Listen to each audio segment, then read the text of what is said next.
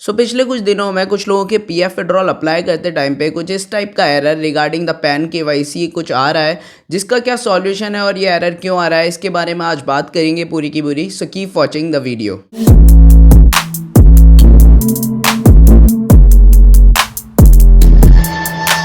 सबसे पहले तो मैं आपको एरर पढ़ के सुना देता हूँ। That linked PAN status is fail, higher rate of TDS will be enforced if TDS is applicable. तो यहाँ पे सबसे पहले तो केवाईसी जो है वो पैन की आपको उसी के रिगार्डिंग ये एरर देखने को मिल रहा है। तो अगर आपके केस में भी ऐसा एरर आ रहा है while you are applying your PF withdrawal claim, तो अपने पैन कार्ड की री केवाईसी आपको करनी पड़ेगी। पहले आप दोबारा से अपने पैन कार्ड की केवाईसी करो और उसके बाद में ही आप अपना पीएफ क्लेम अप्लाई करो। लेकिन ऐसी कंडीशन में अगर आपका केस है जहाँ पे टीडीएस एप्लीकेबल ही नहीं होता, तो उस केस में आप बिना केवाईसी के, बिना पैन कार्ड की री केवाईसी के अपना क्लेम अप्लाई कर सकते हो। लेकिन अगर आपका ऐसा केस है जिसके ऊपर टीडीएस एप्लीकेबल होता है, तो यहाँ पे लिखा हुआ है क्लियर कट कि higher rate of TDS can be applicable. तो सबसे पहले तो वो हायर रेट जो होती है वो बहुत ज़्यादा होती है ईपीएफ के अकॉर्डिंग, लगभग 35% के आसपास होती है। सो अगर आपकी 1 लाख की अमाउंट है तो उसमें 35,000 रुपये तक का टीडीएस इवन कट सकता है। अब वो जो कंडीशन है जिसमें टीडीएस एप्लीकेबल होता है in case of PF withdrawal, वो कंडीशन ये होती है कि अगर आपकी सर्विस हिस्ट्री 5 साल से कम की है,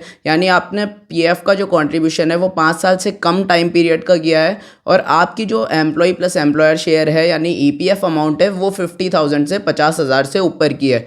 तो अगर ये दोनों केसेस आपके बन रहे हैं, आपकी सर्विस 5 साल से कम की और अमाउंट 50,000 से ऊपर की है, तो आपका टीडीएस एप्लीकेबल होता है, आपका टीडीएस कट जाएगा अगर आप उस केस में फॉर्म 15G अप्लाई नहीं करोगे तो। सो अब इस एरर की मैं लास्ट लाइन आपको वापस पढ़ के सुना देता हूँ। इफ़ टीडीएस इज एप्लीकेबल वहाँ पे लिखा हुआ है, यानी कि अगर आपकी सर्विस 5 साल से ऊपर की है, पीएफ कंट्रीब्यूशन 5 साल से ऊपर हो रखा है, तो आप टोटली इसको इग्नोर कर सकते हो, आप अपना क्लेम अप्लाई कर सकते हो। और सेकंड केस ऐसा बनता है जिसमें आपकी सर्विस तो 5 साल से कम की है, लेकिन आपकी जो ईपीएफ अमाउंट है वो 50,000 से नीचे की है, तो इस केस में भी आप इसको इग्नोर कर सकते हो, अपना क्लेम अप्लाई कर सकते हो और आपका क्लेम सेटल्ड हो जाएगा, कोई भी टीडीएस उसमें से डिडक्ट नहीं होगा। लेकिन जो कंडीशंस मैंने बताई वो कंडीशंस में अप्लाई कर रहे हो तो सबसे पहले अपनी री केवाईसी करो और अपने फॉर्म 15G के साथ में अपना पीएफ विड्रॉल अप्लाई करो। So that is all for today. इसी टाइप के इन्फॉर्मेटिव वीडियोस हम लोग जल्दी से जल्दी आप लोगों के लिए लाने की कोशिश करते हैं। So you can subscribe our channel and support us.